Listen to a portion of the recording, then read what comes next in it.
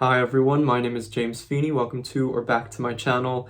Today I'm here responding to a hashtag created by our lovely Anna from Astral Lady Tarot. The hashtag or hashtags are main decks and mood decks. So this is about discerning what is considered a main deck in your collection or in your practice and what would be considered a mood deck. And in Anna's video, of course, she goes into differentiating these two camps or qualities that a deck may have for you as a reader. She's also offered a few questions that we might answer as responders to the tag, and so I'm going to get into all of that.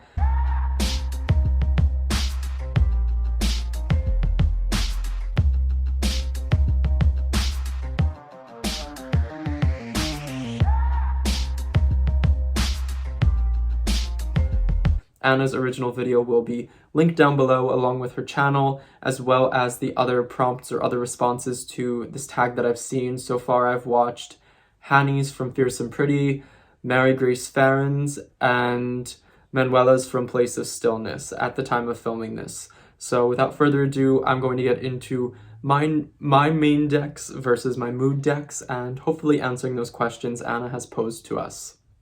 So the first question is, which of your decks can you mentally flip through all of the cards? Are your main decks? ? So the way that Anna went about this I thought was very interesting and fun, seeing if you could go through mentally each of the cards in a deck and envision them, and using that as a sort of test to decide if a deck would be qualified or up for qualification to be a main deck in your practice or for you as a reader. So I went through my favorite decks or some of the decks I use quite often and tried to see if they could pass that test for me, and I'm going to share the few that did. The first one, which will be no surprise to anybody here, is the Thoth deck. The amount of time and study and energy I put into this deck, this didn't surprise me at all.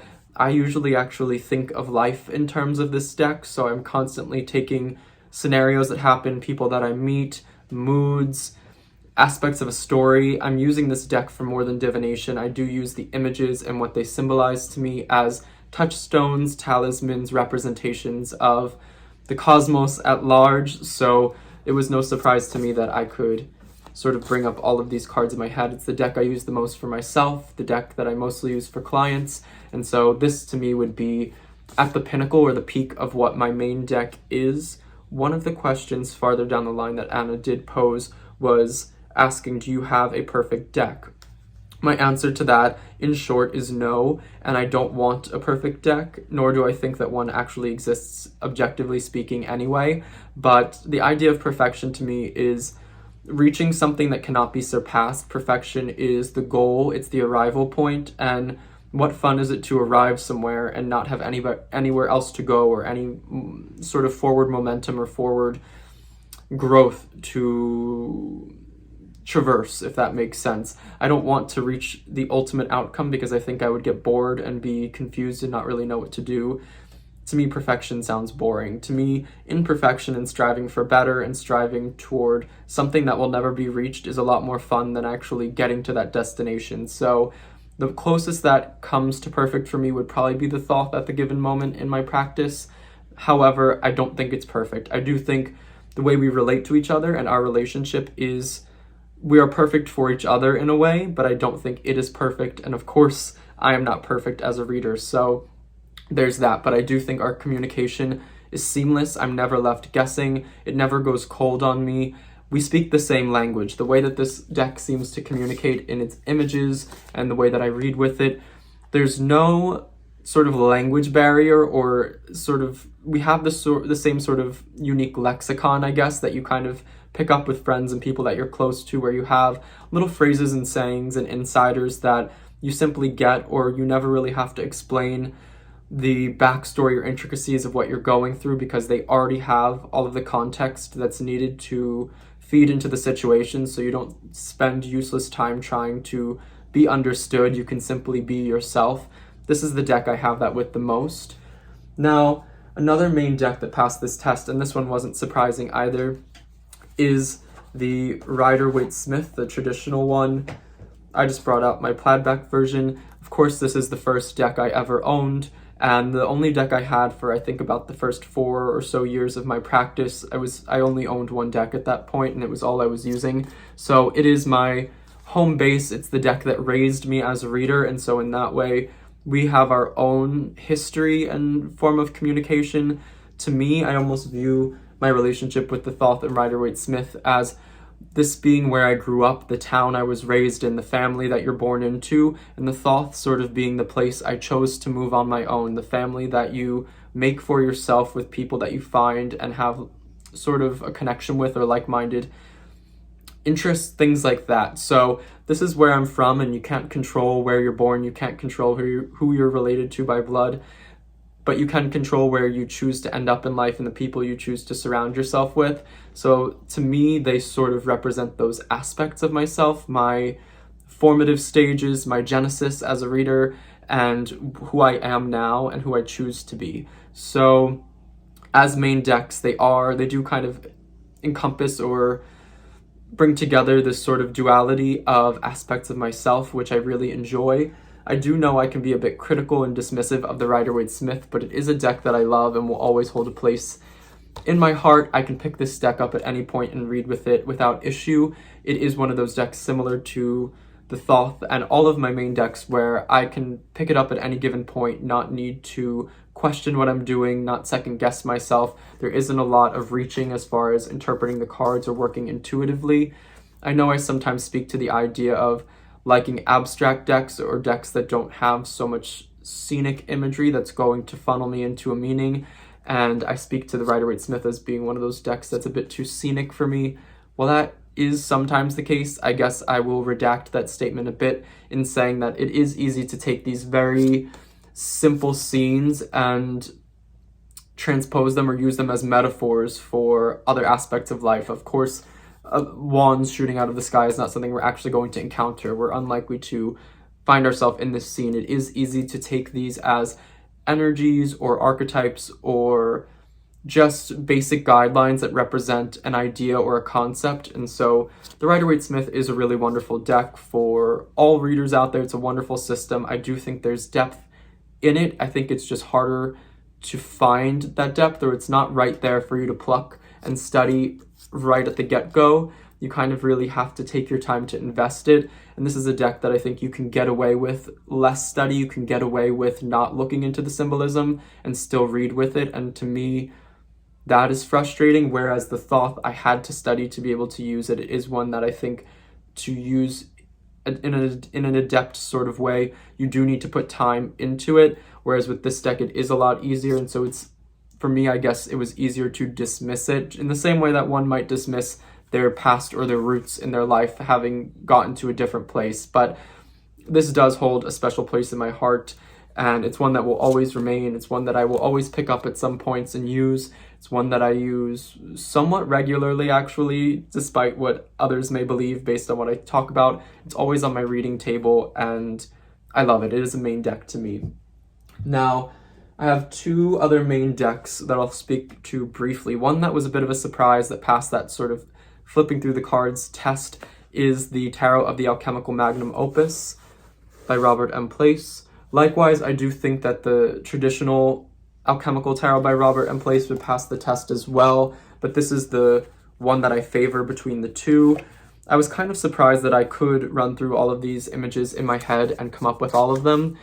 I use this deck a lot more personally and as an investigative tool, but I guess at the same time it has been around for quite some time. It never leaves my reading table, and so it's found its way into an aspect of myself where the Thoth maybe was the life and path I chose, the people I chose to surround myself with, where I chose to live, and the Rider-Waite-Smith was my origin story, the place I was born into with the people I was born with. This deck to me symbolizes more so the people you encounter on your path that are really memorable, that hold a place that will always sort of be ingrained in your mind or your experience. This is the kind of deck that you stumble upon in your path and that has a lasting effect. That's the way I view it as a main deck, or how it operates to me. So that one was actually a bit of a surprise. Another one, and I knew in some way a playing card deck would sort of enter the fray in terms of being a main deck because it has that system or that aspect of divination has become a main part of my practice overall. The one that I was able to sort of mentally connect to the best and draw up all the images of was the Pagan Playing Cards by Usi. Now you might be thinking, of course it's easy, we all know what playing cards look like, they're quite simple, especially the pips, but I could really envision all of the very intricate court cards in this to a T, like the fact that the Queen of Spades is a fox and not a human, and the Jack of Spades has this sort of wolf cloak to him, and the really sweet sort of garland that goes around the Ace of Hearts. I could envision all of those things, and this is the one that I probably use the most for study and hoping to be able to work with a very standard playing card deck. So to me, this is a main deck. This is the one that I'm most likely to toss in my bag to take somewhere, and the one that's most often on my reading space, not boxed up in any sort of way. So it is a main deck to me, and it represents a different part of my divination practice. As a tarot reader, I have an identity there, but as a diviner who enjoys seeking truth and experience through items, through symbolism, this would represent something different inside of me. And so I like that it's a main deck, or considered a main deck for me. And I have other playing card decks that I use quite a lot, like Anna Cortez's, among others, but this is the one that I think just represents the core of playing card divination to me, for me. So that's that. And the last deck, which I think is a bit of a hybrid and will segue into my mood decks, is the, I always say it incorrectly, I always want to just say the Masonic Tarot, but it's Le Tarot Symbolique Masonique, or however you might pronounce it. I'm not French. I know Anna's a French speaker, so she might be cringing or laughing at the way I pronounce that, but these are the backs. I've spoken about this deck as one that I love and hold very dear and near to me.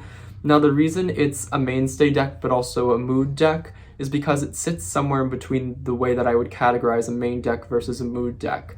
This never leaves my altar. I can picture pretty much all of the cards in my head. There is a lot going on in each image.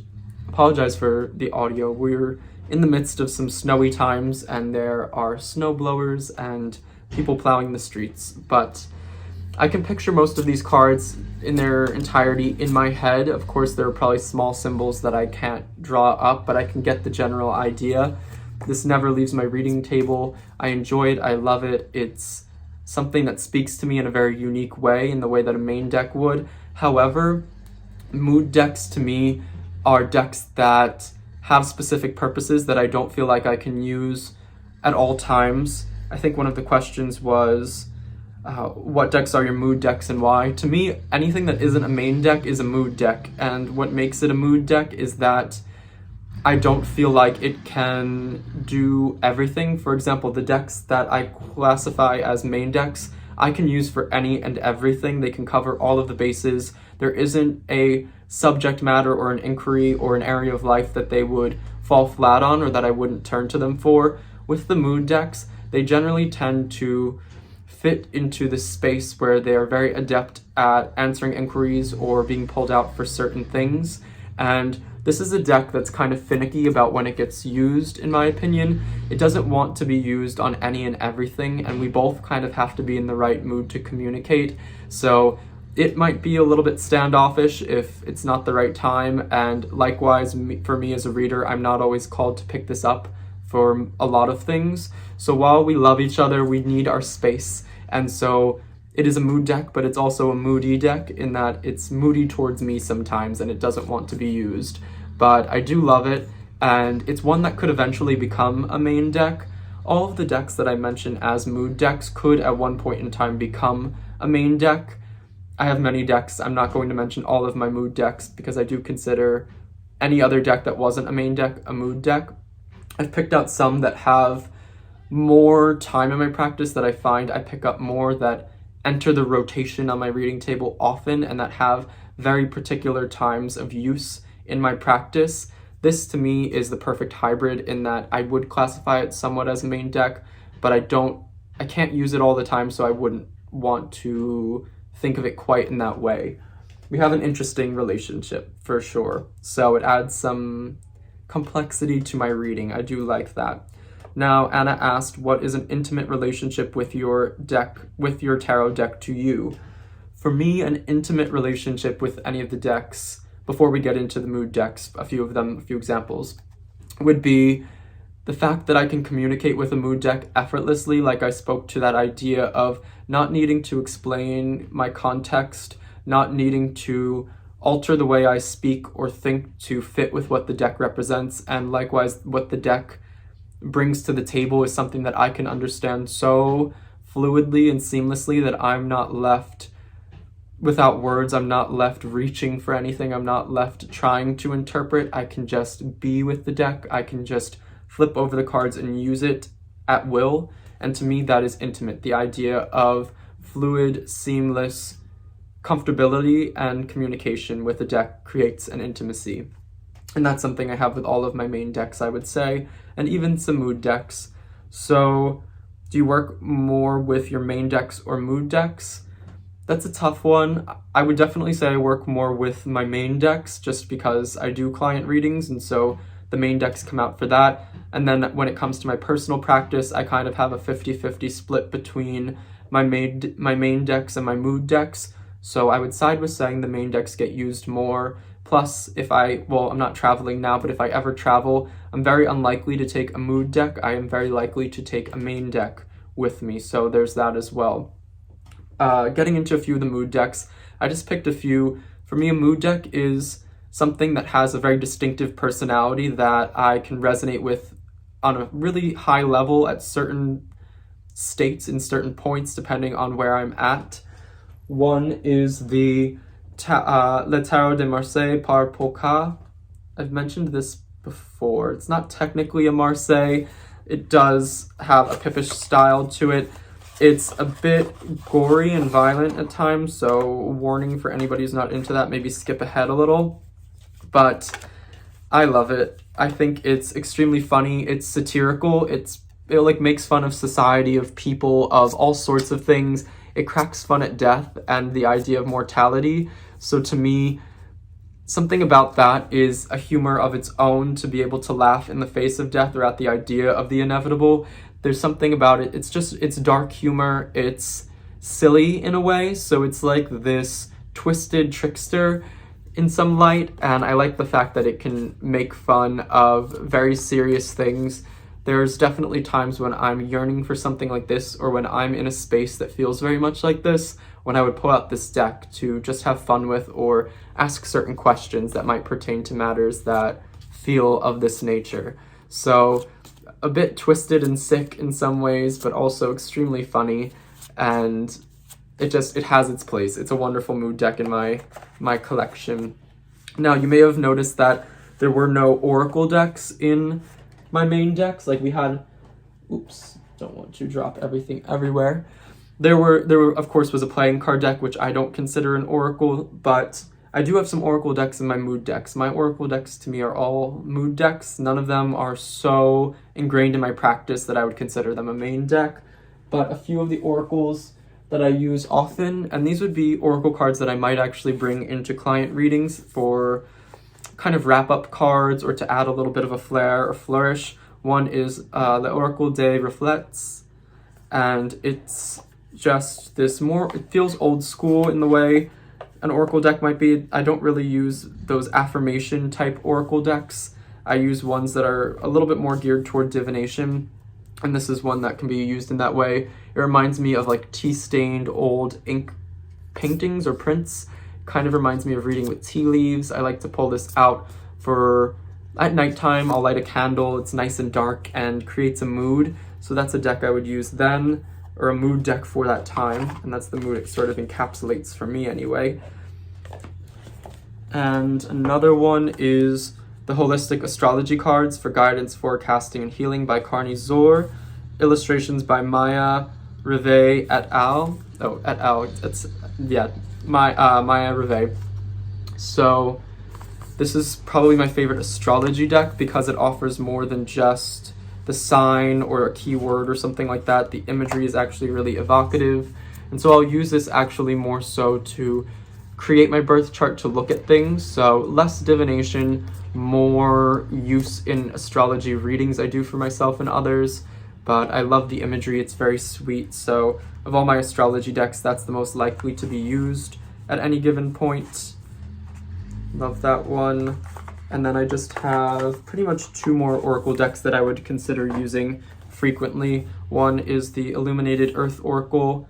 It's very balanced. It can perform in divination. It has a little bit of a system to itself, which I appreciate. The artwork is beautiful, which helps. And the words are kind of specific, but at the same time vague enough for me to go in a bunch of directions. It's quite whimsical, and I think it adds a lot to tarot readings often, so I use it in that way. And then the final one that I think I use often in client readings as wrap-up cards is, or are, the We Star Oracle and the Forest of Precious Twigs, which I combine. I know many people combine these two. They are beautiful decks. They're kind of all shuffled together and split between these 2 boxes, but I find myself using them often in readings at the end for clients, so you get a really interesting sort of abstract image, and then you'll get something on the back to read, so it's a nice little takeaway message from a reading or something to bring it to a close.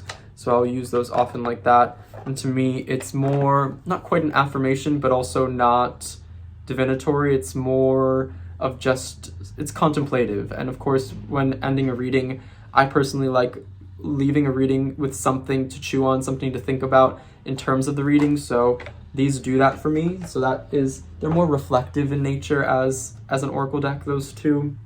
And a few little tidbits of mood decks. Tarot of the She. This deck hibernates for me. It's not very active in the winter. I don't feel called to the imagery or the messages. It just feels like it's cold and flat during the colder months, and during summer and late spring and early fall it sings, and I feel so called to pick it up and take it out and use it for all the time. I have used this in client readings at times, but during the winter it just doesn't want anything to do with anything. So it could become a main deck at some point if it finds a way to stay awake during the winter, but currently its mood is more seasonal. Another one is the Tildwick Tarot, and this is a deck that I would pick up and use when I'm feeling like I need perspective and space. Of course, each of the cards don't have figures. They are a bit old school and encompassing of an actual, not quite a scene, but an actual room or a space. And so for me, this allows me to consider my own feelings when sort of in the midst of a place, or to take my feelings and to shift my perspective on how I am considering them, I guess. So this is a really great one for perspective for me that I'll use. It's much more personal. I don't use it in client readings. Another would be one that I've mentioned recently quite a bit, the Dreamer's Tarot by Marcella Kroll, for more whimsical inner child type stuff where I just want to have fun and look at pretty pictures and consider the images and use those to engender feelings of childlike whimsy and wonder that I can then use to transition into tougher aspects of things that I carried with me from my childhood. So it sort of helps me to gently open that gateway and then to work with tougher things further on. And then I guess I'll wrap it up with the last 2. One is the Pagan Otherworlds Tarot. And this one I used for client readings for quite some time, for a while, and I do find I pull it out somewhat often, surprisingly, which, well, it was a surprise for me to consider it in that way, I guess. But I love it. There's something about it. It easily is forgotten and it comes off my reading table, but at the same time, I would never want to get rid of it, and it is one that I know I can turn to for client readings at any time or any of my own inquiries. So it is one of the decks I've had for somewhat the longest out of a lot of my decks. So it's a mood deck that at one time was a main deck and could easily become a main deck if I put in the effort, but currently it kind of sits there for when the main decks, when I just don't want to touch them. This is one I can definitely turn to. And finally, one that I'll wrap up with is the Spolia Tarot. This is one I've also used for client readings, which makes me think that it could be a main deck at some point, or could, hold that status for itself. It's a wonderful deck. It's evocative. It's a great reader. This one is an all-rounder, in my opinion. I just sometimes don't jive with the collage imagery, which is why I have to be in the mood to want to look at pictures that are overlaid on top of each other, and I'm not always in the mood to do that in a tarot reading for whatever reason. So could easily be or become a main deck. I do use it for clients sometimes, but for the time being, it's more of a mood deck. So that takes us through just a few examples of my mood decks. We would be going through my whole collection if I really wanted to showcase all of my mood decks, because I consider anything that's not a main deck a mood deck. And then as far as any questions I didn't answer that Anna has posed, we have, what else is there? Do you feel you can do deeper work with all of those decks or just with some of them? I think I can do deep work with all of my decks. With my main decks, I feel I can do deeper work on any subject because they can cover everything for me and it's easier. However, almost in the same way that you would use very specific herbs or spices in a dish to sort of encompass or bring in a certain flavor, I would turn to certain mood decks at certain times for certain subjects. For example, the Dreamer's Tarot for that inner child work and revisiting some tougher aspects through kind and gentle means. I would turn to Le Tarot de, oh my gosh, I always mispronounce it. Le Tarot de Marseille par Polka for times when I'm kind of feeling a little bit, I don't know, this like dark humor.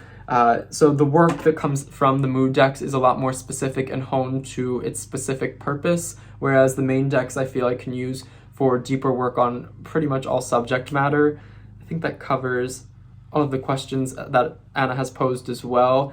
So those are my main decks and a handful of my mood decks, ones that really stood out to me when going through, ones that I find are in rotation on my reading table kind of often, and I do have a stronger relationship with.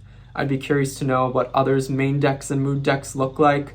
I actually would really like to get a Marseille deck to become one of my main decks. I've mentioned that I'm looking to study historical decks and Marseille decks more this year because I do like playing card divination, and I think I can slip in the Marseille and sort of get myself to come around to what that system is. So stay tuned for that. My main decks may be different a year from now, or maybe a mood deck finds its way into the category of main deck. I hope you are all well and found this fun and interesting. Like and subscribe if you did, and until next time, bye.